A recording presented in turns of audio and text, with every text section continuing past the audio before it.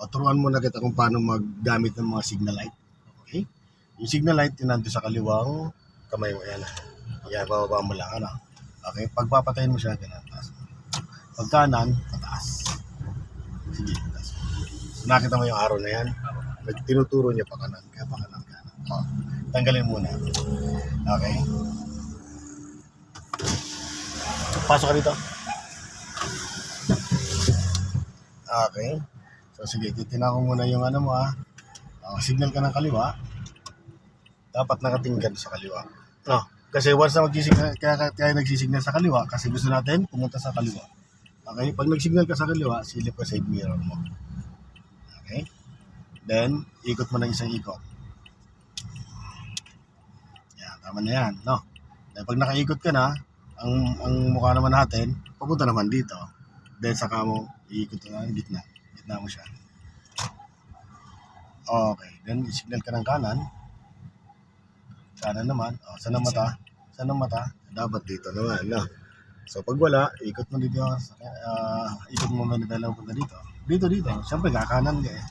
Yan, natin. Di ba? Pag naikot ka, di ba, ganun ginagawa dapat. Pag pupunta sa kaliwa, sa kanan, signal muna, then tingin side mirror, kung wala, then ikot ng manibela. Ano? Okay, then balik mo na siya, manibela mo gitna. O, ganun ha. Okay, isa pa, ulitin natin. Signal ng kaliwa. O, di ka nakatingin. No? So, mali, no? O, titingin muna. Signal, tingin. Then, pag wala, ikot. Sama po. Sige, signal. Okay, ikot. Kaya sagad manibela mo. Sagad. Sama po. Okay, then, balik. Dito ang mata. Doon. Sa unahan. O, balik sa gitna. 1, 2. Okay, signal na kanan. Okay. Ikot ng isa, sagad ang manibela mo kung kailangan, then balik, sagad mo manibela mo. Then balik, 1, balik mo yung manibela mo.